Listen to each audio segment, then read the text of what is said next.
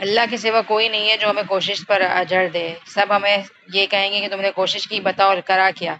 اچھا اتنی دیر سے کھانا پکانے کی کوشش کر رہی ہو، دکھاؤ کھانا کیسا بنا ہے. اچھا اتنی دیر سے تم کچھ نہ کچھ رائٹنگ کر رہی ہو، بتاؤ لکھا کیا. ہر کوئی ہم نے یہی بولے گا، کوشش پر اجر کوئی نہیں دے گا. لیکن اللہ کیا کریں گے؟ کوشش کر رہے تھے ہم، اللہ تعالیٰ کر رہے ہیں، ہم نمازیں کی پابندی کی کوشش کر رہے ہیں، غیبت کی کوشش کر رہے ہیں کہ نہ نکلے، بس زبانی کو کنٹرول کر رہے ہیں. اللہ تعالیٰ اگر ہمیں سال میں بھی موت آتی ہے تو اللہ کیا دیکھیں گے؟ کوشش کر رہی تھی یہ بندی، تو کیا آج سے کوشش نہیں شروع کریں گے؟ ان آیات کو پڑھتے ہوئے سیدھے ہاتھ میں نامہ عمل دیا جانے پر جو چیز آپ کو فیل ہو رہی ہے، اللہ معاف کرے کہ ہمارے اندر یہ کمی ہے جو ہمیں جنت میں جانے سے روک سکتی ہے، تو ہم کیا کریں؟ کوشش کریں کہ اپنے آپ کو چینج کریں.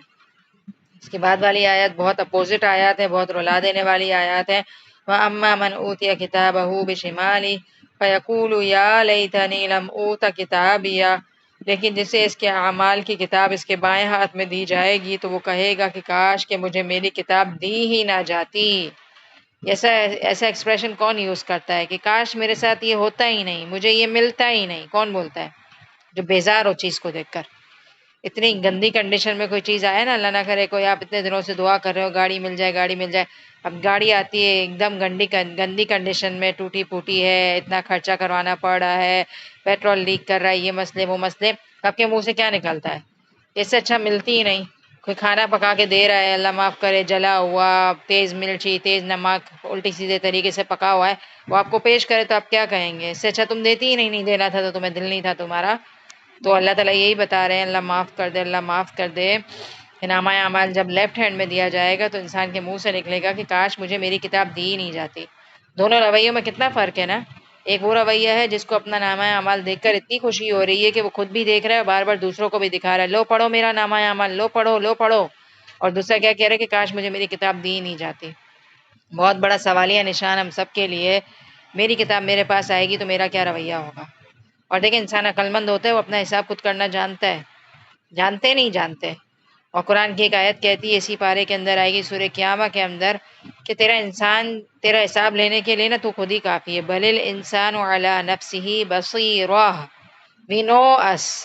ہم اپنے آپ کو جانتے ہیں کہ واٹ وی آر ڈوئنگ، ہم کیا کر رہے ہیں. تو اب اپنے سوال کا خود ہی جواب دے دیں کہ جب میرے پاس سب چھوڑے، قیامت کے دن کو چھوڑے، اگر ابھی میں آپ سے پوچھوں، میں اپنے آپ سے بھی آپ سے زیادہ پوچھ رہی ہوں، اگر ہمارے پاس کوئی اختیار ہوتا تو سارا آپ مجھے بتائیں، یا یاسمین آنٹی آپ بتائیں یا میں بتاؤں، ہم تینوں میں سے کون ہینڈ ریز کرتا کہ میری کتاب اتنی اچھی ہے، آؤ میں تمہیں پڑھاؤں. ہم تینوں کے پاس اگر اللہ کو اختیار دے اور کہیں کہ تم اپنا نامہ اعمال سیدھے ہاتھ سے اٹھاؤ یا الٹے ہاتھ سے اٹھاؤ اور اس کو پڑھنا شروع کر دو، تو ہم تینوں میں سے کون ایگری کرے گا؟ ہمارے اندر وہ کانفیڈنس ہے کہ ہم تینوں ایک دوسرے کے سامنے ہی پڑھ لیں اپنی کتاب، یا اپنے گھر والوں کے سامنے پڑھ کے سنا دیں،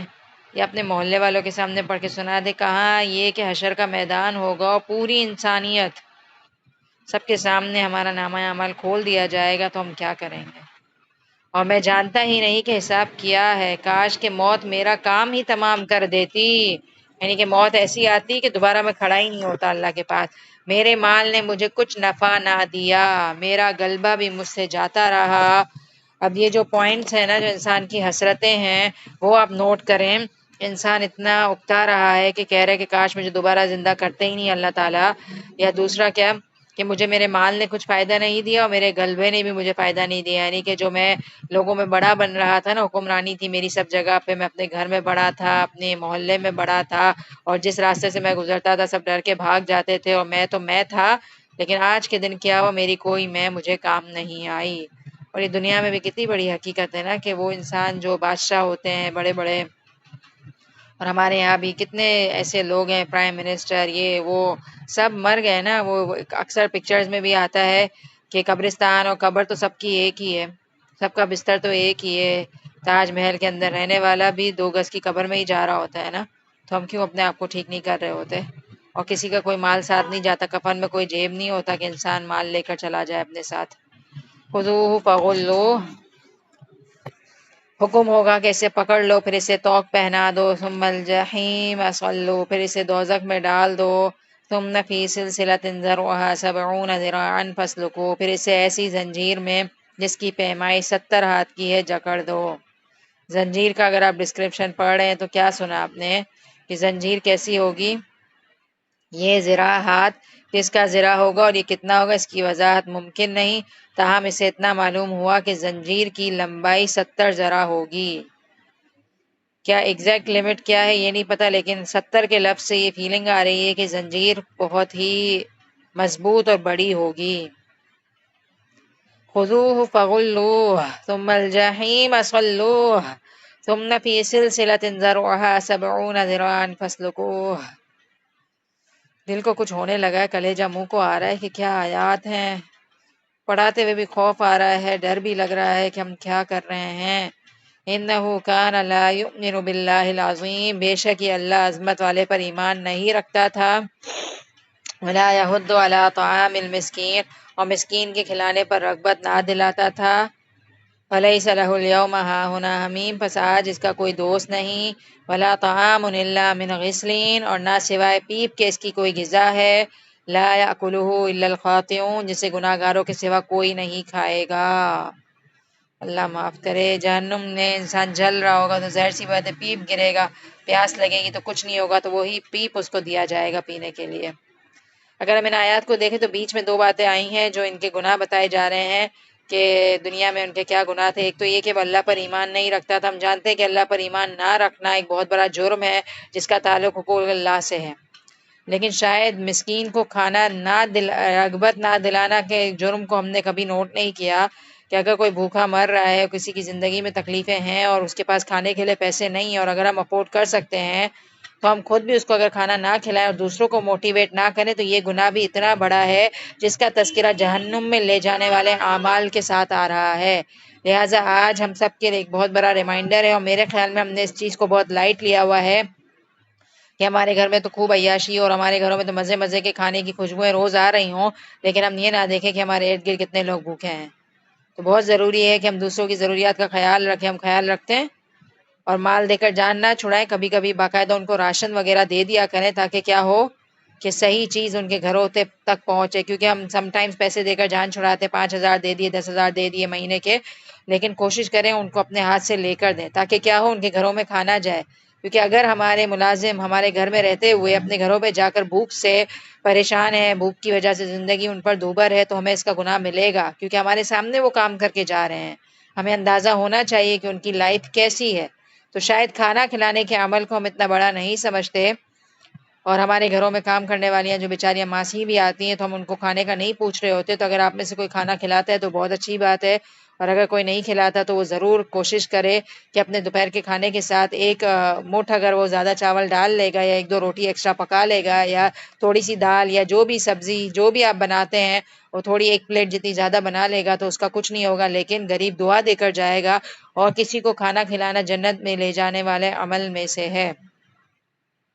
تو ہمیں اللہ تعالیٰ توفیق دے کہ ہم اپنے گھر سے آنے والے غریبوں کو بھوکا نہ لوٹائیں، ان کو کچھ نہ کچھ دے دیں، کوئی فروٹ کا کچھ رکھ دیا کریں، ان ساری چیزوں سے ہمارے مال میں برکت ہوتی ہے۔ اور موٹیویٹ کرنے والی بات یہ ہے کہ جہنم میں لے جانے والے کاموں کی لسٹ میں آ رہا ہے کہ وہ لوگ بھی جہنمی ہیں جو غریبوں کو کھانا کھلانے کی رغبت نہیں دلاتے۔ تو اس سے یہ بات سمجھ آتی ہے کہ مجھے تو اپنے گھر کی ماسی کو کھانا کھلانا ہے، مجھے اپنے سرکل کے لوگوں کو بھی موٹیویٹ کرنا ہے۔ اگر میں نے موٹیویٹ نہیں کیا اور صرف خود ہی نیکی کرتی رہ گئی تو بھی چانسز ہے کہ اللہ مجھ سے ناراض ہو جائے گا۔ لہٰذا کہیں آپ لوگ بیٹھے آپس میں امی کے گھر گئے ہیں یا کوئی بھی گیدرنگ ہے، فرینڈز گیدرنگ ہے یا کچھ بھی ہے،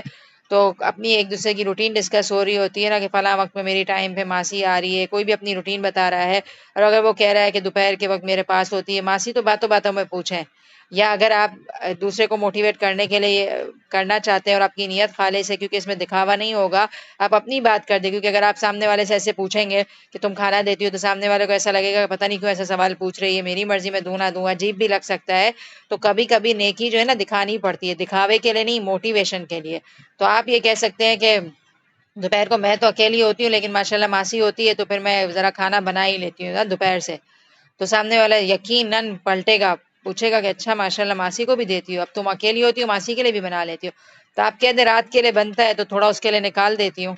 تو اس طرح ہم کر سکتے ہیں نا، یعنی کہ سامنے والے کو یہ نہ دکھائیں کہ ہم اس کو ڈیگریڈ کرنے کے لیے یہ کہہ رہے ہیں کہ تم نہیں دیتی، یہ سوال درست نہیں ہوگا، کسی نہ کسی طریقے سے موٹیویٹ کریں، کیونکہ ہمیں اللہ تعالیٰ قرآن میں یہ نہیں کہہ رہے کہ مسکین کو کھانا نہیں کھلاتے، یہ آیت جو ہے نا قرآن میں اس کے علاوہ بھی آتی ہے، بہت ایزی صورت کے اندر آتی ہے، اما پارے کی بار بار پڑھی جانے والی سورۃ المعون میں آتی ہے، ولا یحض علی طعام المسکین۔ تو اس آیت کا مطلب یہ نہیں ہے کہ تم غریبوں کو کھانا نہیں کھلاتے، بلکہ یہ ہے کہ تم غریبوں کو کھانا کھلانے پر آمادہ نہیں کرتے۔ یہود کا جو ورڈ ہے نا وہ موٹیویشن کے لیے یوز ہوتا ہے، تو صرف اپنی جنت نہیں کماؤ، کھانا کھلانا اور سلام کرنا جس کو جانتے ہو اور جس کو نہیں جانتے ہو، یہ کام جنت میں لے جانے والا ہے۔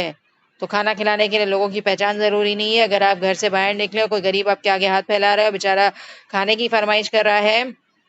تو ہم دھتکارے نہیں بلکہ کیا کریں، قریب میں کوئی ریسٹورینٹ ہے تو باقاعدہ اس کو کھانا لے کر دے دیں۔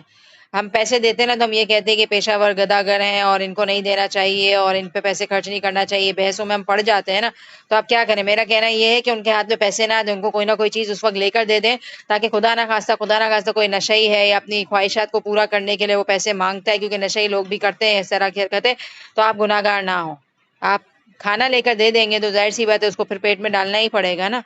وہ جو باتیں کر رہے ہوتے ہیں کہ ہمارے گھر میں راشن نہیں ہے، یہ نہیں ہے، وہ نہیں ہے، تو تھوڑا فوکس ہو، لوگوں کے بارے میں بھی سیریس ہو جائیں، صرف اپنی زندگی میں ہم خوش نہ ہو جائیں، کیونکہ ہم اپنی زندگی میں خوش ہیں، ہمیں یہ اس بات سے کوئی غرض نہیں ہوتی کہ سامنے والا بھوکا مر رہا ہے یا زندہ ہے یا جو بھی ہے، تو پلیز اس چیز کے بارے میں سوچیں۔ اور اگر آپ کسی کو کھلاتے ہیں تو دل کی خوشی کے ساتھ کریں وہ کام، کیونکہ ہمارے گھروں میں بھی ماسیاں آتی ہیں اور میرے پاس بھی آتی ہے، تو الحمدللہ میں کھلا دیتی ہوں، لیکن مجھے بھی پڑھ کے واپس موٹیویشن ہو رہی ہے کہ یہ کوئی معمولی عمل نہیں ہے جس کو ہم معمولی اور کبھی بوجھ بھی سمجھ رہے ہوتے ہیں، کبھی ٹھنڈا ٹھنڈا بھی دے دیتے ہیں، اللہ معاف کرے، تو موٹیویشن ہو رہی ہے کہ اچھے سے پیش کریں۔ وہ بھی تو انسان ہے نا، وہ بھی تو محسوس کرتا ہوگا نا کہ کھانا کس طرح کا دیا گیا ہے۔ ہمیں ایسا لگتا ہے کہ ہم دے کے چلے جاتے ہیں اور بیچاری ٹھنڈا کھا کے بھی خوشی ہو جاتی ہے، کہ نہیں، وہ انسان ہے، جب اس کے ہاتھ میں پلیٹ آتی ہوگی تو وہ دیکھتی ہوگی کہ ٹھنڈا کر کے دیا ہے یا گرم دیا ہے یا کچھ اچھا بھی میرے لیے کبھی بنایا ہے یا ہمیشہ بچا ہوا ہی دے دیا ہے۔ وہ انسان ہے، ہمیں ایسا لگتا ہے کہ بیچاروں کو بس ذرا سا پیٹ بھر دیں، ویسے کون سا کھا لیتے ہیں اپنے گھروں میں، لیکن اپنے گھروں میں نہیں کھاتے، ہم سے تو ایکسپیکٹ کرتے ہیں نا ہمارے گھر۔ فلا اقسم بما تبصرون، پس مجھے قسم ہے ان چیزوں کی جنہیں تم دیکھتے ہو اور ان چیزوں کی جنہیں تم نہیں دیکھتے، یعنی اللہ کی پیدا کردہ وہ چیزیں جو اللہ تعالیٰ کی ذات اور اس کی قدرت و طاقت پر دلالت کرتی ہیں، جنہیں تم دیکھتے ہو یا نہیں دیکھتے، ان سب کی قسم ہے، ٹھیک ہے۔ انہ لقول رسول کریم، کہ بے شک یہ قرآن بزرگ رسول کا قول ہے، وما ہوا بقول شاعر قلیلا ما تؤمنون ولا بقول کاہن قلیلا ما تذکرون، یہ کسی شاعر کا قول نہیں، افسوس تمہیں بہت کم یقین ہے، اور نہ کسی کاہن کا قول ہے، افسوس بہت کم تم نصیحت لیتے ہو۔ تنزیل من رب العالمین، یہ تو رب العالمین کا اتارا ہوا ہے، اور یہ حقیقت ہے کہ آپ صلی اللہ علیہ وسلم کو لوگوں نے کیا کیا، ہر جگہ ڈیگریڈ کرنے کی کوشش کی، طرح طرح کے القابات دیے، اور تاریخ گواہ ہے اور قرآن گواہ ہے کہ اللہ نے ہمیشہ آپ کے رسول کا دفاع کیا ہے۔ سیرت نبی میں آپ دیکھ لیں کہ جن جن لوگوں نے اللہ کا ساتھ دیا ہے، اللہ نے ہر کسی کا دفاع کیا ہے۔ رسول اللہ صلی اللہ علیہ وسلم کے دفاع میں قرآن میں آیات نازل ہوئی ہیں، اور ہم نے اس سے یہ سبق ملتا ہے کہ اللہ کے دین کا کام کریں گے تو وقتی مشکلات آئیں گی، لیکن اللہ کی طرف سے مدد کا وعدہ پکا ہے۔ وَلَوْ تَقَوَّلَ عَلَيْنَا بَعْضَ الْأَقَاوِيلِ، اور اگر یہ ہم پر کوئی بھی بات بنا لیتا، لَأَخَذْنَا مِنْهُ بِالْيَمِينِ ثُمَّ لَقَطَّعْنَا مِنْهُ الْوَتِينَ، یہ جو نافرمان ہے اور جو آپ صلی اللہ علیہ وسلم پر انگلی اٹھا رہے ہیں، ان کو یہ کہا جا رہا ہے کہ قرآن کوئی معمولی بات نہیں ہے، نعوذ باللہ، ایسا ہوا نہیں، لیکن اگر آپ صلی اللہ علیہ وسلم اس قرآن کے خلاف کوئی بات بنا لیتے، اپنی طرف سے کوئی قرآن پیش کر دیتے، تو البتہ ہم اس کا دانہ ہاتھ پکڑ لیتے، پھر اس کی شیرک کاٹ ڈالتے۔ نعوذ باللہ، آپ صلی اللہ علیہ وسلم ایسا کچھ نہیں کرنے والے تھے۔ یہ مجرمین کو اور جو غلط الفاظ استعمال کر رہے ہیں ان کو بتایا جا رہا ہے کہ اگر خدا نہ خواستہ ایسی کوئی بات ہوتی تو اللہ کافی تھا نا، اللہ پکڑ لیتا، تم کون ہوتے ہو الزامات دینے والے۔ تو اب آپ دیکھیں کہ قرآن کے بارے میں ذرا سی بھی اونچ نیچ اللہ اپنے رسول کے لیے برداشت نہیں کرتے، تو ہم کون ہوتے ہیں اپنی طرف سے قرآن کی آیتوں کو کوٹ کرنے والے اور اپنی طرف سے کہہ دینے والے کہ فلاں چیز حدیث ہے اور فلاں چیز قرآن میں لکھی ہوئی ہے۔ اگر ہم ایسی حرکت کریں گے تو ہمارا کیا ہوگا؟ شہرک کیا ہوتی ہے؟ وہ رگ جس کو کاٹ دیا جائے تو انسان زندہ نہیں رہ سکتا۔ پھر تم میں سے کوئی بھی مجھے اس سے روکنے والا نہ ہوتا۔ وَإِنَّهُ لَتَذْكِرَةٌ لِّلْمُتَّقِينَ، یقیناً یہ قرآن پرہیزگاروں کے لیے نصیحت ہے۔ ہمیں پوری طرح معلوم ہے کہ تم میں سے بعض اس کے جھٹلانے والے ہیں، بے شک یہ جھٹلانا کافروں پر حسرت ہے، اور بے شک و شبہ یہ یقینی حق ہے۔ فَسَبِّحْ بِاسْمِ رَبِّكَ الْعَظِيمِ، پس تو اپنے رب عظیم کی پاکی بیان کر۔ تو یہ بہت ہی خوبصورت اینڈ ہے کہ اللہ تعالیٰ نے کس طرح سے رسول اللہ صلی اللہ علیہ وسلم پر اٹھنے والے ہر الزام کا دفاع کیا، اور آج کی بہت ساری آیات ہمارے لیے موٹیویٹنگ ہے بہت ہی پیارا ہم نے سورت کو پڑھا اور یہ حقیقت ہے کہ آخری کے پارے جو ہے نا انسان کو اندر سے توڑ دیتے ہیں، کیونکہ کثرت سے جہنم کا ذکر ہے، اور اللہ تعالیٰ نے بھی ظاہر سی بات ہے آہستہ آہستہ انسان کو بہت پورے قرآن میں بتایا کیا کرو کیا نہیں کرو، تمام انبیاء کے واقعات سنائے، بہت کرا بہت کیا، اور اب وقت آ گیا ہے کہ اللہ تعالیٰ ذرا سی سختی کریں اور ذرا سا ہم کو اب بتائیں کہ دیکھو جہنم کوئی معمولی سی چیز نہیں ہے۔ لہٰذا من آیات کے اندر اور اس پارے کے اندر اتنا کثرت سے تذکرہ پڑھیں گے ایون کے اما پارے میں کہ کہیں نہ کہیں دل ہلے گا ضرور۔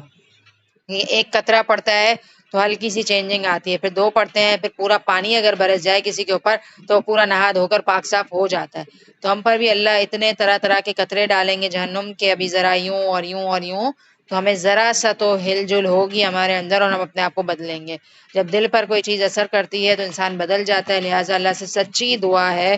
کہ سورت کے اختتام پر ہم بدلنے والے بنے، کیونکہ یہ سورت کوئی معمولی سورت نہیں تھی۔ اس سورت کے اندر ایک ایک میسج ایسا ہے کہ ہمیں سننے کی ضرورت ہے، اور اگر ہم بار بار گرتے ہیں اور بار بار سنبھلنے کی ہمیں ضرورت ہے تو ہم اس سورت کا مطالبہ کریں،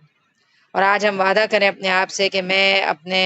دن میں، جیسے گھر میں اگر کوئی غریب آ رہا ہے تو اس کو اگر کھانا نہیں دے رہی تو کوئی نہ کوئی فروٹ دے دوں گی اپنے ہاتھ سے، یا تھوڑے پیسے دے دوں گی، یا کچھ بھی کر کے اس کے کھانے کا انتظام کروں گی۔ اور اگر الحمدللہ ہم پہلے سے یہ کام کرتے تو آج ہمیں موٹیویشن ہوئی کہ ہم اس کام کو اور خوبصورت طریقے سے کریں اور بوجھ نہ سمجھیں۔ اور اگر گھر میں میڈز آ رہی ہیں اور ان کو فوراً نہیں دے پا رہے تو پورے ہفتے میں کہیں باہر جانا ہوا تو کسی غریب کو ایک پلیٹ چاول کی لے کے دے دوں گی، یا کوئی بن لے کے دے دوں گی، یا روٹی کا اس کے انتظام کر دوں گی۔ اگر ہم اتنے زیادہ سافٹ مزاج ہو جائیں، جس کا دل اندر سے نرم ہوتا ہے نا اس کو یہ ساری چیزیں نظر آتی ہیں، اور جب دل نرم ہو جائے گا نا تو آپ دیکھیے گا کہ آپ کو زندگی کا مزہ آ جائے گا۔ وہ مزہ ہی کیا جو مصلی پر ہو، اپنی نمازوں کی طرف فوکس ہو، انسان صرف روزے رکھے، اپنے قیام اللیل کی فکر ہو، اور جب غریبوں کی بات آئے یا تعلقات کی بات آئے تو بالکل زیرو ہو جائے۔